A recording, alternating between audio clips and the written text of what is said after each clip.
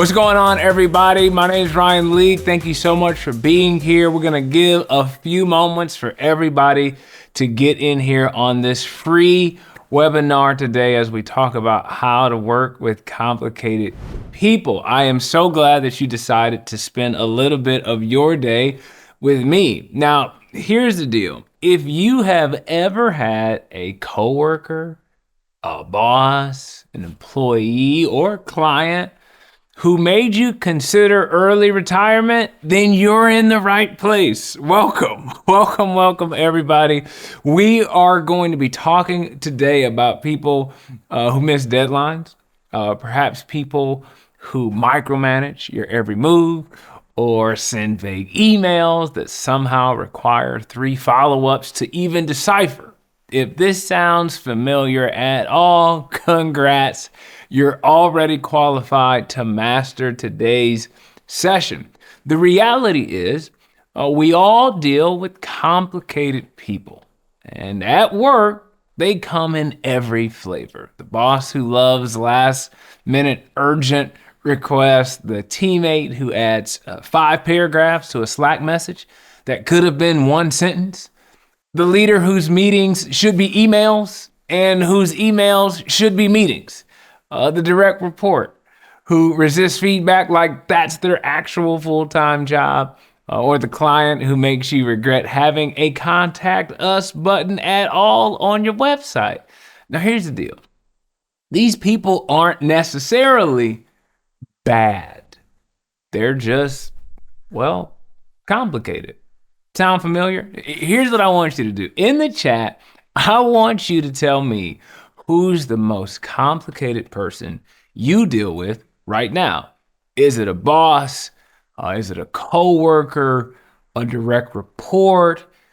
Is it a client? You cannot put your spouse on there. That's not what we're talking about today. We're talking about how to work with complicated people, not how to be married to complicated people. That's a whole another webinar, and that one definitely will not be free.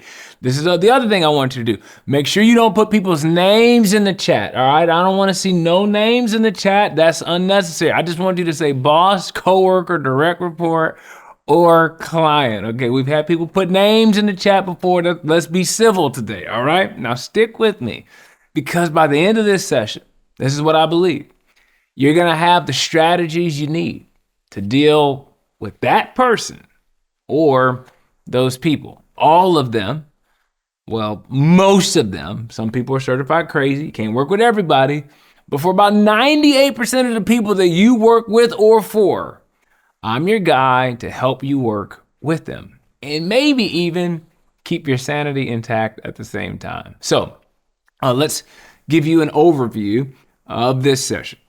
So I've written this book called How to Work with Complicated People. And what we did is we actually conducted a national research study to better understand what the nuances and the data of how people are dealing with complicated people every single day.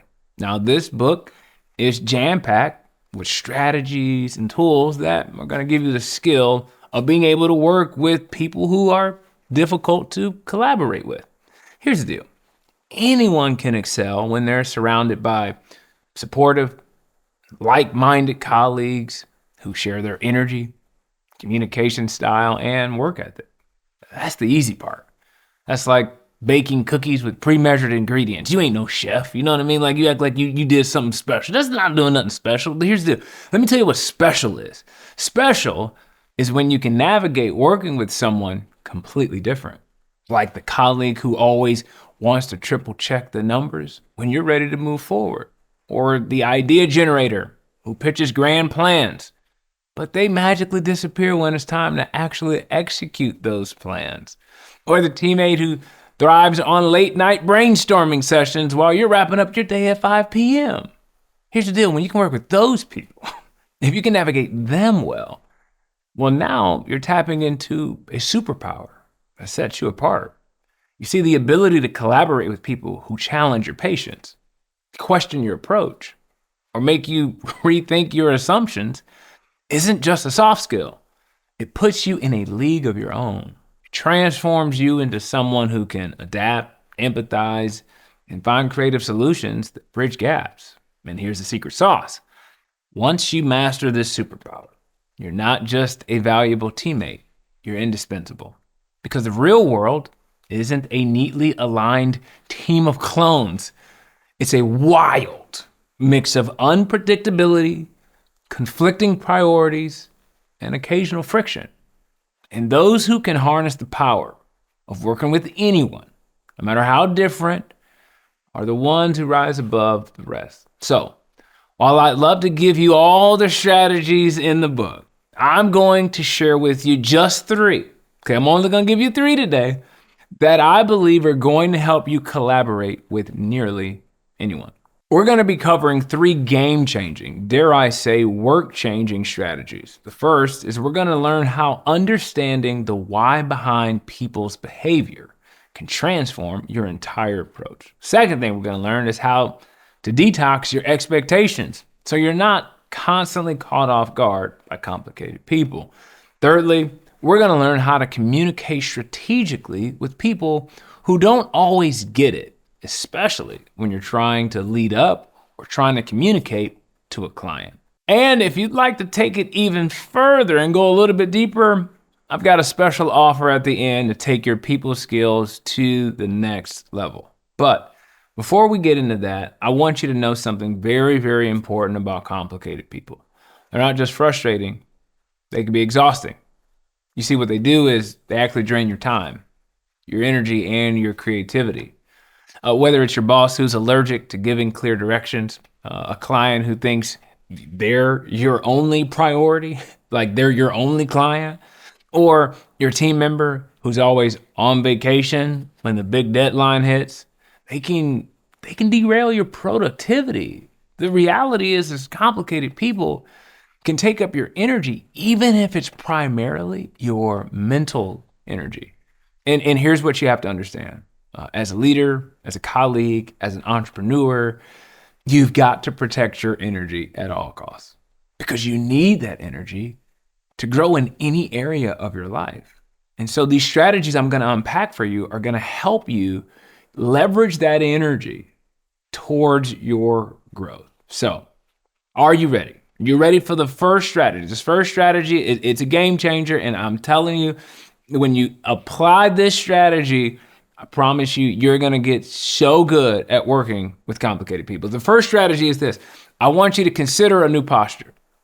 Okay, I want you to consider a new posture because when it comes to complicated people, we've all got options. Okay, we've got options. The first option is this. We can ignore them. Yeah, just pretend like they're not there. You could avoid them in the hallway. You could ignore their emails. Now, here's the deal. Ignoring complicated people might seem like the easiest option. You think, if I just don't engage, maybe they'll go away. But here's the problem. Ignoring them doesn't solve the problem. It just delays it. In fact, ignoring someone at work often backfires. That boss who micromanages, their behavior doesn't stop just because you avoid them. The coworker who doesn't pull their weight, ignoring them usually means you pick up the slack. Even worse, ignoring people can make you seem disengaged, can make you seem passive, can make you actually have a reputation that you don't actually want to have.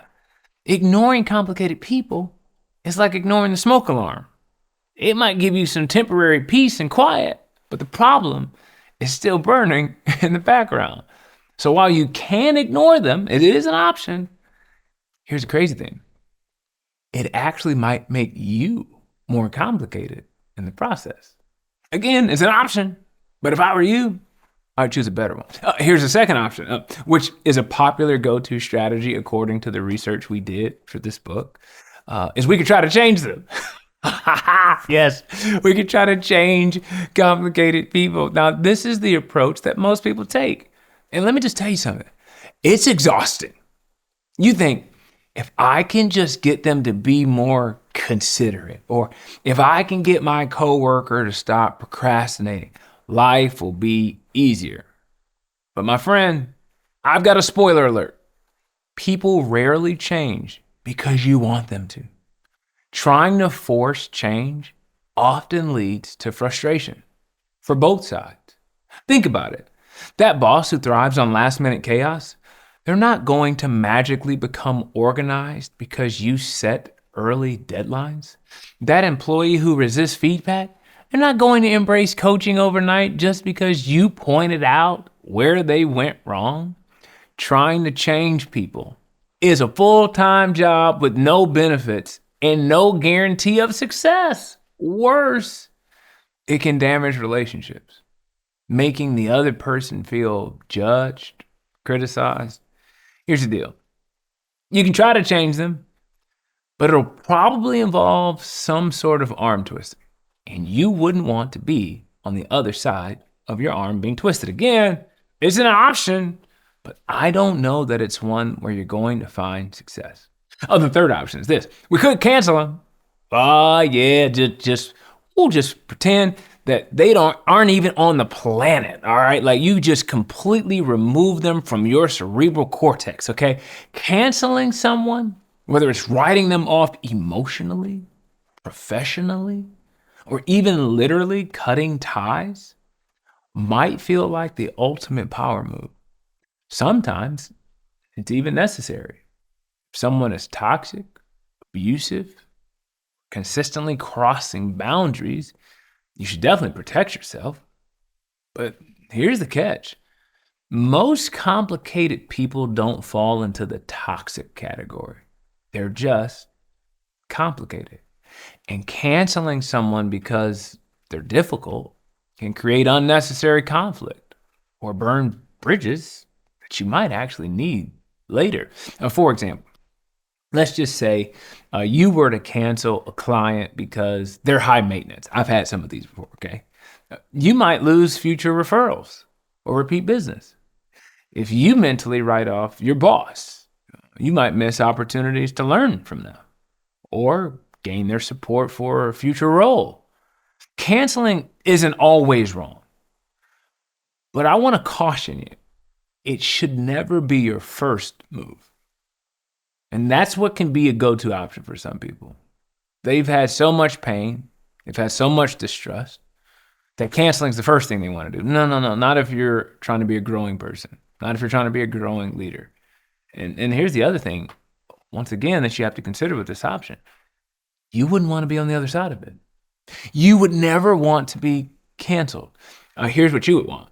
You would want somebody else that was having a difficult time working with you, something that leads to the fourth option. And the fourth option is we could try to understand them, right? Because isn't that what you would want? If someone was about to cancel you, if somebody was trying to change you, if somebody was trying to ignore you, what you would want in that moment is for them to actually move towards you. Here's where things get interesting. Instead of ignoring, changing, or canceling complicated people, what if you tried to actually understand them? Why does this matter? Because behind every complicated person is a story. The complicated person who derails meetings with irrelevant tangents, struggles to meet deadlines, or resists every change as if you're asking them to part with their firstborn or something. It's easy to label them as difficult and move on. But the truth is, behind every complicated person is a movie going on that you cannot see. Maybe they're navigating personal challenges that you'll never see on their LinkedIn profile. Or perhaps they've been burned by poor leadership in the past and are now slow to trust. Whatever it is, their story is driving their behavior. And as a leader, as a colleague, as an entrepreneur, understanding that story is key to unlocking their potential. This doesn't mean that you let bad behavior slide. Accountability is still a part of the job. But great leadership, great collaboration isn't about pointing fingers. It's about leaning in with curiosity. What if their resistance to change is rooted in a fear of failure because they've never been given the tools to succeed? What if that challenging personality is masking burnout or insecurity? When you approach complicated people with empathy and a willingness to listen, you can turn what feels like a roadblock into what I would consider a breakthrough. Because leadership and collaboration, it's not about fixing people. It's about creating the kind of environment where they can stop being complicated and start being understood. Take that one coworker who never responds to emails. You could ignore it and let projects get delayed. You could try to change them by escalating the issue to your manager. You could cancel them by avoiding collaboration altogether. Or you could ask, hey, I noticed email doesn't seem to work well for you. Is there a better way for us to stay in touch and communicate? Maybe they're overwhelmed by their inbox, but they're great at responding to Slack. Understanding leads to solutions. I'll never forget the time where I was getting a chance to spend some time with a professional sports organization.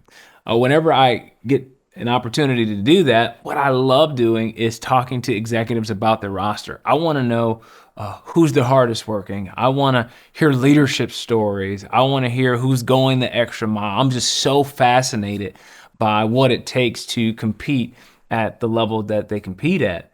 And I'll never forget sitting with an executive at a training camp. And I asked him about a particular player, and he said, man, I can't stand that guy. And I was like, oh, you can't? And I'm thinking he's one of the best players on the team.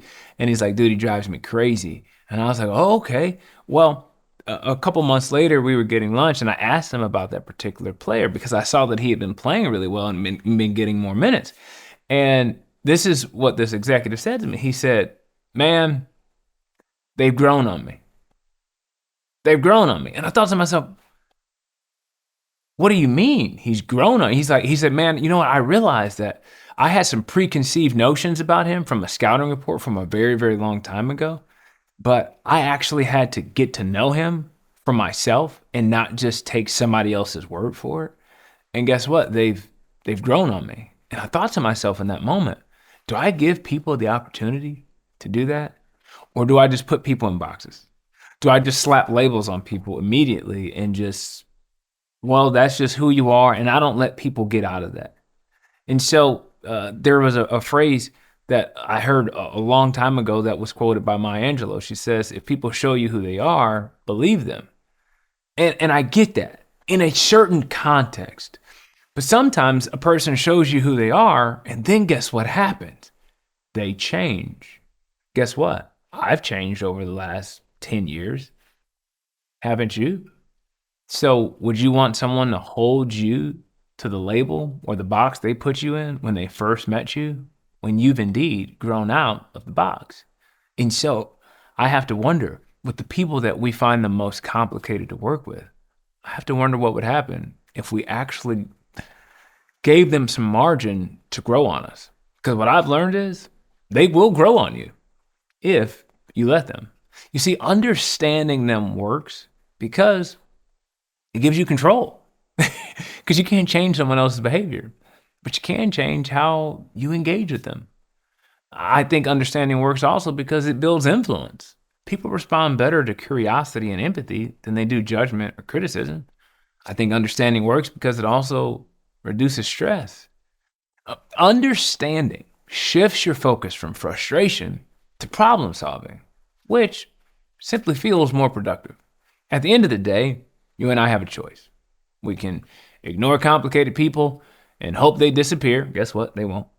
You can try to change them and exhaust yourself in the process.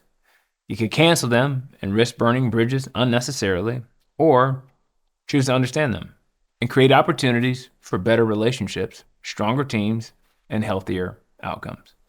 You can't change complicated people, but you can change how you engage with complicated people. And to me, that changes the game.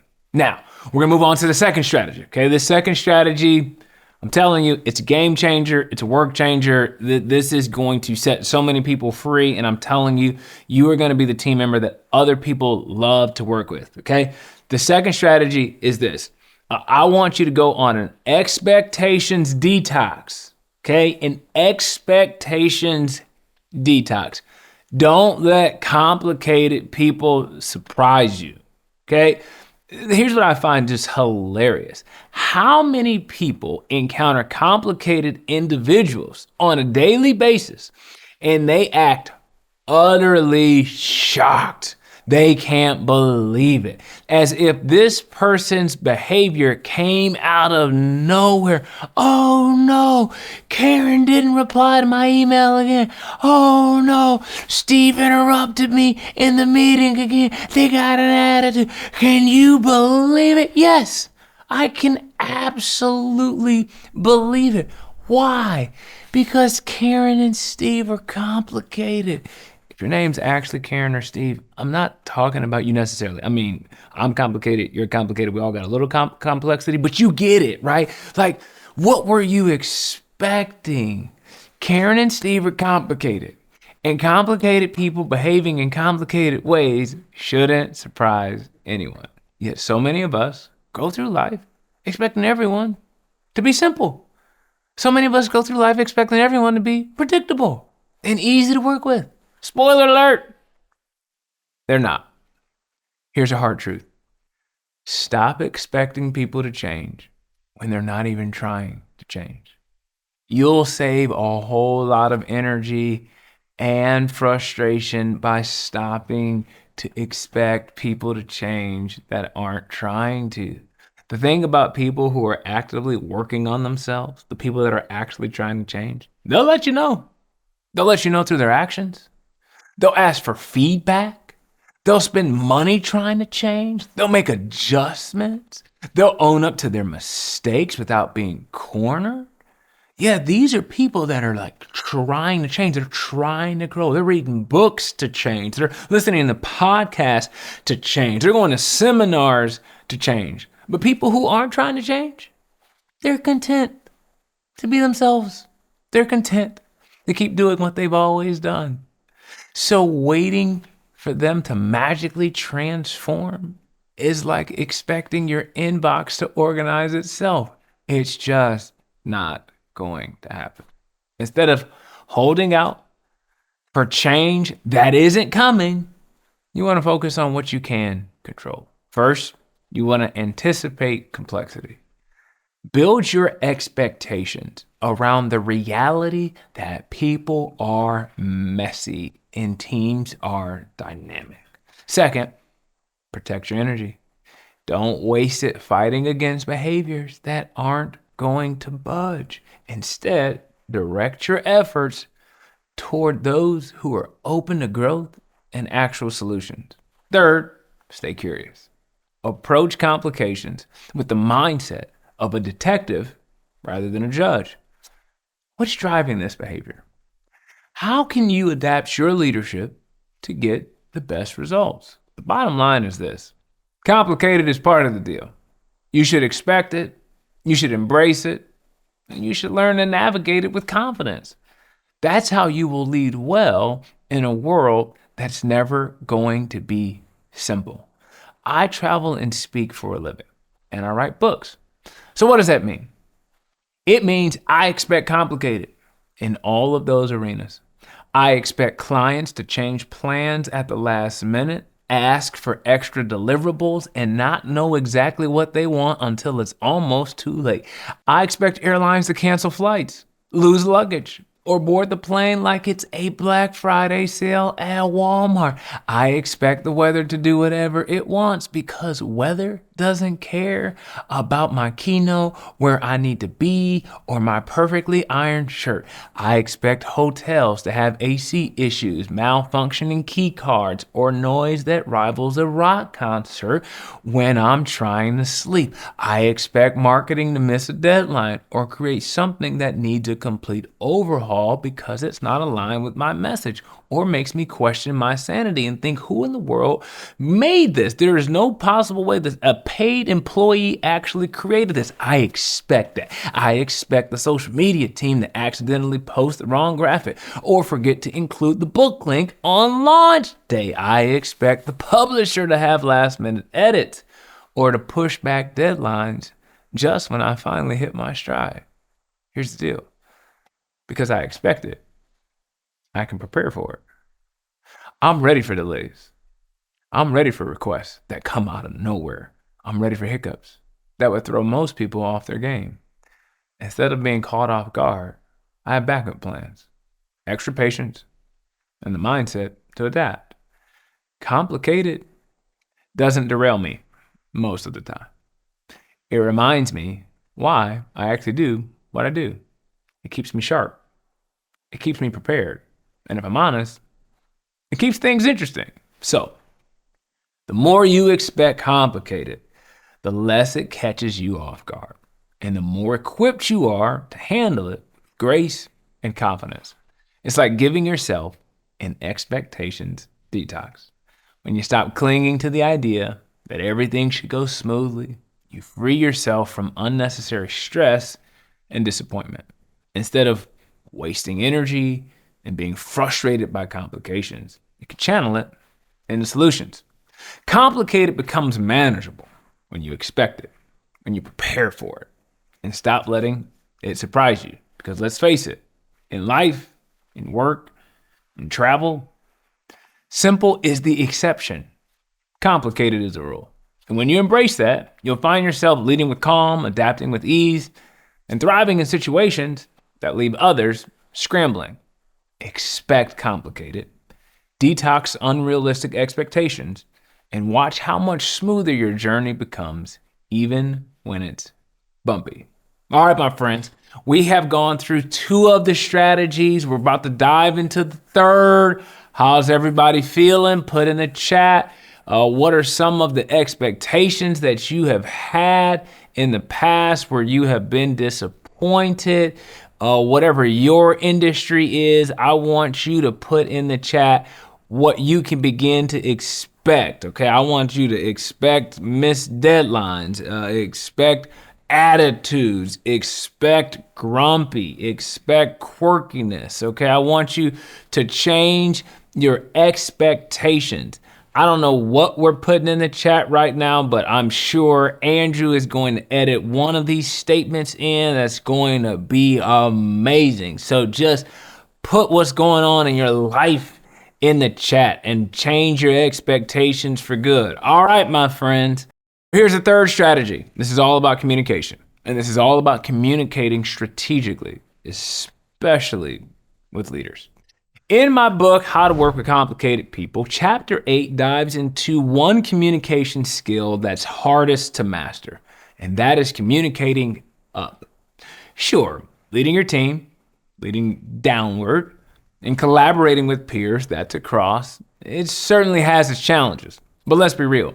Figuring out how to manage up, lead up, communicate up can feel like navigating a minefield.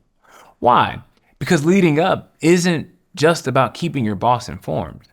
It's about understanding them, their quirks, their values, and yes, even their complaints, and using that insight to make your work relationship not just functional, but thriving. Let's face it, dealing with a complicated leader or client, it can make or break your career. Sometimes they hold the keys to your next opportunities or your work environment, and sometimes even your sanity. The stakes are high, which is why understanding how to speak their language is so vitally critical. To master the art of communicating up, you've got to crack the code of understanding what I like to call your leader or your client's leadership language.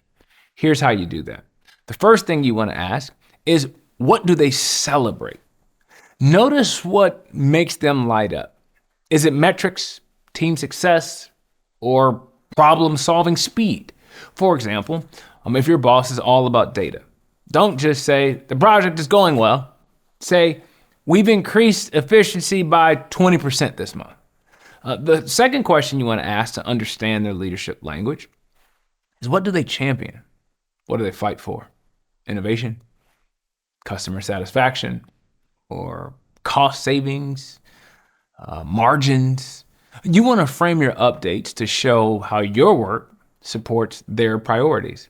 If your leader is obsessed with customer experience, lead with a story about how your team wowed a client. When you do this, well, now you're beginning to speak their language. The third question you should be asking when you're trying to understand your leader's leadership language is, what do they complain about? What do they complain about? Complaints are gold. And the reason they're gold is because they reveal What drives them nuts? Oh, is it poor communication? Is it missed deadlines? Is it being blindsided and surprised? If they hate long meetings, keep your updates concise. Some leaders speak data, throwing around percentages and ROI like they're reciting poetry. Other leaders speak people, and their focus is on relationships, team dynamics, and emotional well-being. Then there are leaders who speak revenue, constantly zeroing in on the bottom line. Some leaders speak strategy, always playing the long game, while others are fluent in urgency, needing action yesterday. There are the dreamers who speak vision, painting big pictures, and the realists who speak process, drilling down into the how-to. Some leaders speak innovation, chasing the next big thing, while others, they speak tradition, championing the tried and true methods. You'll find those who speak risk, betting big, and those who speak caution, protecting what's already built. What's the takeaway? If you want to connect with your leader, you've got to learn their leadership language. Once you figure out what they speak, you can craft your communication to resonate, and that's how you turn a complicated work relationship into a productive one. One of my clients, a mid-level manager named Amy, she struggled with her boss, whose name was Mark, who seemed impossible to please. Mark constantly criticized her team's work and ignored her suggestions. Amy felt frustrated and unheard, but instead of giving up, here's what Amy decided to do. She decided to study Mark's leadership language. She realized that there were 3 things that were important to understand about Mark. Number 1, Mark celebrated measurable outcomes. He championed innovation and bold ideas, and he complained about being blindsided by issues. So here's what Amy did. She adjusted her communication. She started providing updates with data. Instead of saying we've made progress on the project, she'd say we've completed 75% of the deliverables, and we're on track to finish 2 weeks ahead of schedule. She pitched ideas with a clear link to innovation when proposing a new initiative. She would connect it to Mark's passion for bold thinking. She gave him a heads up about potential challenges. Whenever her team hit a roadblock, she let Mark know early, framing it as an opportunity to collaborate on solutions rather than presenting a fully formed problem. Within weeks, Mark's attitude shifted towards Amy. He actually began championing Amy's ideas in leadership meetings, and their relationship transformed from being one where it was like she was his adversary to one where they were actually in collaboration. Amy didn't change Mark. She changed how she communicated with Mark. You see, to communicate effectively with a complicated leader, you got to be asking yourself these questions. What do they light up about in meetings? What do they celebrate? Their wins equals your framing. What's one thing they talk about all the time? That's what they champion. And then what frustrates them the most? Their complaints. You want to avoid those pitfalls or address them proactively. When you understand your leader's leadership language, you can position yourself as someone who makes their life easier. And to me, that's a game changer or work changer. Now, let's talk about the fun part. And that's how to communicate effectively with someone across from you. And just as importantly, those who report to you. And don't even get me started on choosing the right medium when dealing with complicated people. Is it an email, a quick chat in person, or that dreaded virtual meeting? Don't you worry, I've got you covered. Let me tell you where I'm covering it. It's in my book, okay? I unpack all of that and more in chapter 8 of How to Work with Complicated People. My friends, I cannot wait for you to get your hands on this book, and I promise you it is going to transform your communication game. Now, here's what we've covered thus far. Number 1, we've covered that changing your posture toward complicated people is a game changer. When dealing with complicated people, ignoring them might seem tempting, but it only delays the inevitable. Trying to change them, that's a fast track to frustration. Canceling them, sure, it might feel satisfying in the moment, but it risks burning bridges you might need later. The real game changer, understanding them. Remember, behind every complicated person is a story, and it's a story that you can't see. By leaning into curiosity instead of judgment, you can uncover what drives their behavior, adapt your approach, and turn frustrating interactions into what I would consider breakthroughs. It's not about fixing them. It's about creating an environment where they can show up better, making you a more effective and empathetic leader and colleague. The second thing we covered is an expectations detox. Oh, you can't let complicated people surprise you. Complicated people behaving in complicated ways shouldn't shock you. And yet so many of us act blindsided when Karen misses another email or Steve interrupts another meeting. The key, expect it. Expect complicated people to complicate things. And when you detox your unrealistic expectations, you free up energy that would have been wasted on frustration and disappointment. Instead of waiting for people to change, focus on what you can control. Anticipate complexity, protect your energy, and approach challenges with curiosity. By preparing for the inevitable bumps, you'll stay calm, adapt with ease, and lead with confidence, no matter how messy things get. And thirdly, we covered communicating strategically, especially up. If you thought communicating across or down was tough, we always have to lean in on what it's like to communicate up. The secret to navigating a complicated boss or client is learning their leadership language. Some leaders speak data, others speak people, and some speak revenue. Still others champion innovation, strategy, or process. Once you figure out what they celebrate, champion, and complain about, you can tailor your communication to resonate. It's not about pandering. It's about being strategic. When you make their life easier, you gain influence. And that's how you turn a complicated relationship into a collaborative one. Now, here's what I want you to do in the chat, okay? I want you to tell me which strategy has made the biggest impact for you today.